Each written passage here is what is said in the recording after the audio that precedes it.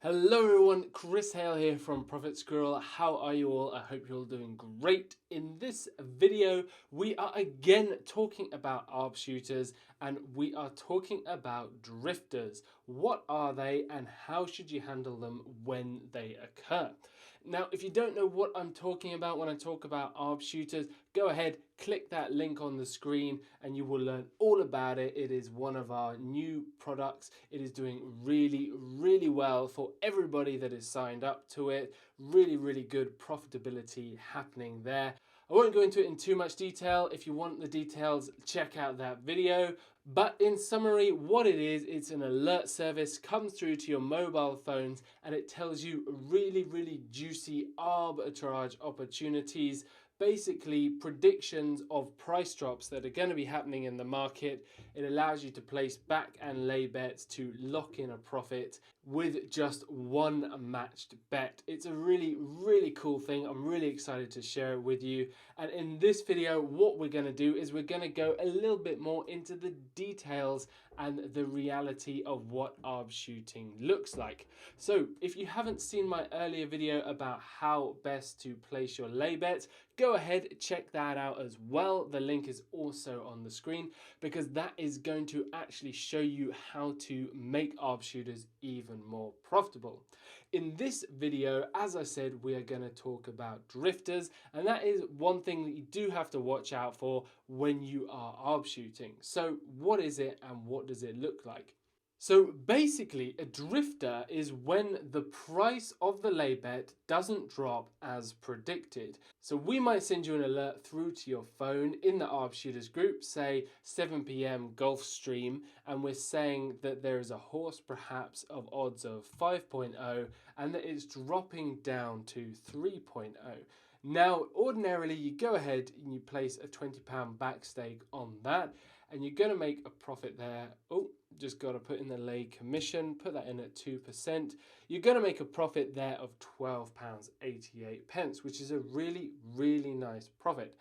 But what is going to happen in the case of a drifter is actually you don't see these lay odds dropping as we've predicted. Actually, as it gets closer to the race, maybe within 1 or 2 minutes of the race starting, you may see that these odds haven't dropped at all, so they're around 5, or you may actually see that they start to creep up. So they go from 5 to maybe to 5.1, up to maybe 5.2, 5.5, so on, maybe up to 6. And then what you can see here is that the lay odds are actually then higher than the back odds that you've already backed with at the bookmaker, and that means you are in a position of negative territory. You're making a bit of a qualifying loss there. So that's what a drifter is, and it's when the price, as I say, doesn't drop as predicted. It doesn't happen that often, and we are making improvements all the time to the Arb Shooters service to actually make sure that this happens less and less often. But it does happen, and it's something that you should be aware of and you should know how to handle it. So now that you know what it is, how do you handle the situation of a drifter? Well, I'm going to go into that now. But before I go into how to handle a drifter, let's just quickly look at why it happens.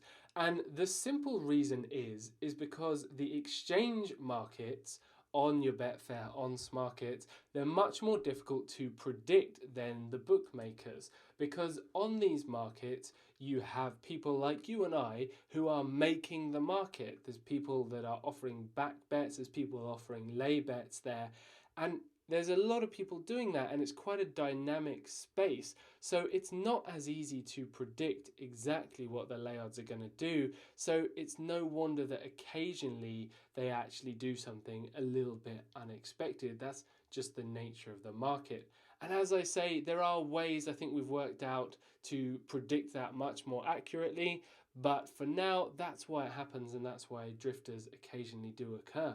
But when they do happen, don't be disheartened, because the game with arb shooters is that you want to get on the majority of arbs and you're going to make a really healthy profit on most of them. So when you do get these drifting situations, possibly you may take a small qualifying loss, and that will vary depending on which strategy you use. which I'm about to show you in a minute. But do not be disheartened, because even if you were to take a £3.60 qualifying loss here, if you get on the next ARB and that's maybe, I don't know, a similar 5 dropping down to 3, which does happen all the time, you are going to make a profit of £12.88. Take off your small loss, and bear in mind that there are multiple alerts throughout the evening. You are going to be profitable over the course of the evening, over the course of the week, the month. You're going to be nicely up. So don't worry about it too much if you encounter drifters.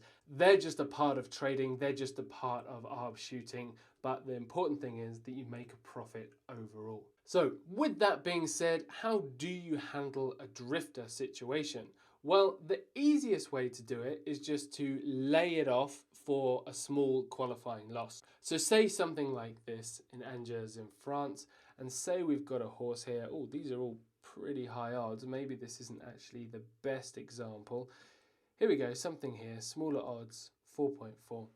What we would basically do, say in this situation it was 5 and we were expecting it to drop to 4.4 or whatever, but actually it's at 6, and we're seeing here in the lay market, say that's at 6, there's good availability. What I could do is I can just go ahead, I can take this lay stake here that my calculator has given me, £16.72. Go ahead, copy, paste, make that match bet, and just take that small loss and move on and not worry about it too much.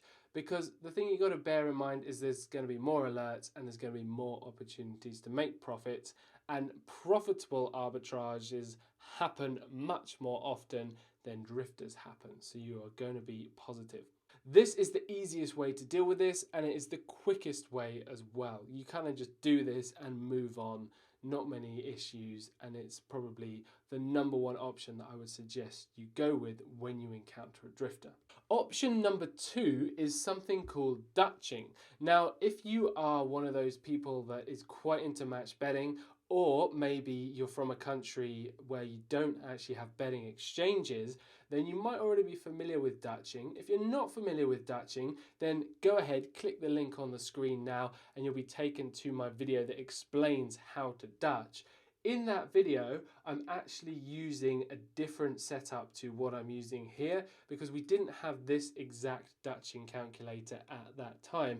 This is a bit of a new feature, and this Dutching calculator is also free. Anybody can access this. You don't have to be a member of Profit Squirrel in order to access this calculator. To find it, just search free Dutching calculator or free Profit Squirrel Dutching calculator, and it'll come right up. And I'm also going to link to it below in the video. Dutching is basically a way of saying the initial outcome that I was betting on, maybe the thing I backed on, the horse for example that turned out to be a drifter. It's basically a way of saying the original thing that I'm backing on, I need to cover more options than that, and that's what Dutching allows you to do. So I won't go into it in too much detail here, because if you want to know more, you should watch that other video where I go into Dutching in more detail. But essentially what you would do is you would basically need to place back bets on all of the other horses in the race, and what that would do is that would basically give you an outcome which might be better than just taking the qualifying loss in option number 1. Now, once you get into this, you can probably do it in a couple of minutes, but there are a couple of things that you need to be aware of, and I'll go into that as I explain this as well. So, if you're using this calculator, make sure your original stake is correct here. So for me, that might be £20. I would suggest making the odds format decimal, just because that's what we normally do in match betting. Of course, you can change it if you use a different odds format. Now, selections here, let's for example assume there are 6 horses in this race. So that might be where you want to start. You select 6 horses. And then for round stakes, go ahead and change that to 1 for £1. The reason for that will become clear in a bit. In number 1, put in the odds of the horse that you backed at. So maybe in our example that was 5. And then go ahead and place in the odds that you can get for the other horses at the moment. Now, one key thing here is that I would suggest do not back more than 2 to 3 horses per bookmaker. So in this situation, 6 horses, you want to Dutch those 6 horses, you're going to need at least 2 bookmaker accounts. So again, that's something to bear in mind, is that this method does take a little bit longer to do. And if you don't want to take that extra time, go ahead, use method 1, just lay the bet, take the qualifying loss. But let's follow this example through just in case you wanted to do this. So say you might be able to get another horse at 6, another horse at 7, one's at 10 in a different bookmaker, another one at 7, another one at 6, for example. Basically, what this calculator will show you, it will show you what will happen in terms of the stake amount that you need to put on there.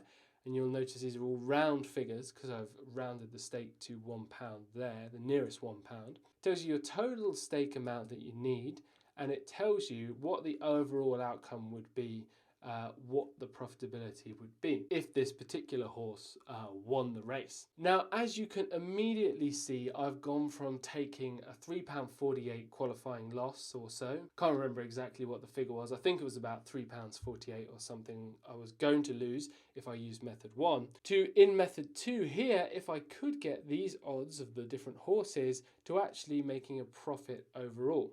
Now, this isn't always the case, but it can be the case as well, and it can be a good option as well, because you've actually turned a situation of a drifter, which is normally a little bit of a qualifying loss, into actually a profitable situation for you. Of course, there are a few things to bear in mind. The first thing is, can you get these odds that I've got here? I've just made these up, and these might not be available in the real world. Also, you're going to have to stake more. So you can see here that the total amount of back stakes that I need to do this is £92. So you're going to need at least £92 across those bookmakers in order to successfully place these back bets. But actually, having mentioned this, Dutching is sometimes popular with people, even if they do have a betting exchange, because they don't actually want to front the liability in the betting exchange itself. So you can actually place all of these and get this profitable outcome with a total of £92. But for example, say you were placing a lay bet of 10.0 in the betting exchange. Let's see if we can find something close here, right? 9.8, there we go. And say you were placing the equivalent amount, so £10, actually you're going to have a liability of £88 there. So if you were actually wanting to lay this off in the traditional way, you would need a bigger bank. And this is actually why some people just prefer Dutching all the time. They don't actually even use the exchange, even if there's an exchange in their country, because they actually need less in their bank. So that can be a cool thing to bear in mind as well. One additional thing I'll add is, if you're going to use this Dutching method as well, remember you don't have to just back across maybe 2 or 3 bookmakers. If it's possible, you can actually just back all of these horses here in the exchange on that blue side. If it's Betfair, it'll be different if it's Markets or Matchbook if you're using a different exchange. But you can back all of the horses here as well in one place. Don't need to dance around going to like different exchanges and things like that. And if you're doing that, just make sure that you put the exchange commission in here for all of those, and it will amend the calculations for you. Of course, I'm not putting a commission in on the first selection because that was what I backed at the bookmaker. So that is an option. Once you get used to doing it, you can do it pretty quickly. I don't tend to do this. I tend to just take the qualifying loss, mainly because I find it simpler and I know that overall I'm actually going to make a profit. But of course, this is a good option, and it is my aim in these videos to bring you all of the possible options out there, and this is just one of them. The third and final option when you have a drifter is to cash out with the bookmaker. Now, I'm going to show you an example on the screen of what this option looks like. But basically what it is an option when you've placed a back bet with the bookmaker on a particular horse. Say, for example, I don't know, maybe you've placed it on this Carolina Volo. You've placed a back bet with the bookmaker on that horse, and they are basically giving you an option on the screen. It's a one-click button to do something called cash out. Now, sometimes that is a profitable option to do, But actually, in the case of a drifter, probably what's going to happen is you're probably going to break even or maybe take a little bit of a qualifying loss as well. But having said that, I have seen occasions as well when a horse is a drifter, but you're actually still getting a profitable cash out option at the bookmaker end. And it's normally because they haven't really updated their prices in time. But basically what this cash out button does is it kind of nullifies your bet and it gets the money back into your account, basically plus or minus any small profit or loss that you might have made. And it's a feature that bookmakers sometimes offer. Now, the thing you should bear in mind about this is you can be taking value from the bookmaker when you do this. So I wouldn't actually recommend doing it that often because your account health is an important thing and you want to keep your accounts in good health. And the other thing is that these cash out options are normally done on a person by person, account by account basis. So you might not actually be given the cash out option all the time. I've had situations where myself and my friends, we've actually placed bets on the same horse. Some of us had cash out options, some of us didn't have those cash out options. So it seems to be kind of random as to who actually gets given the option to do this. So don't bank on it, it might not always be there for you. And I would also say don't do this that often. You know, if you want to do it just now and then, if you see like a quick profit opportunity, cool.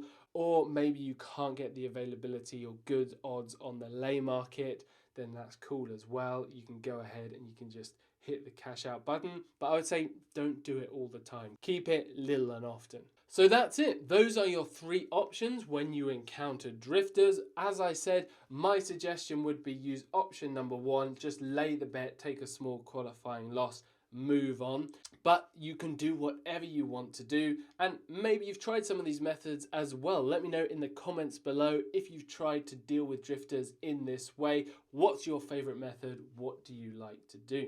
Drifters, as I say, don't happen often, and we are working all the time to improve our service to actually make it less and less common. But when they do happen, you don't have to panic. You now are an expert in how to deal with them. You'll be able to handle them and move on to more profitable Arb alerts. If you haven't checked out Arb Shooters yet, I suggest you check it out. It is going really, really well. There's a lot of fantastic results being reported. I've put a couple of those on the screen now, things that people have dropped in the group chat. People are doing well, people are making profits, and they're doing it with just one back and one lay using their existing match betting knowledge. So if you know anything about match betting or you've done it before, then use what you already know.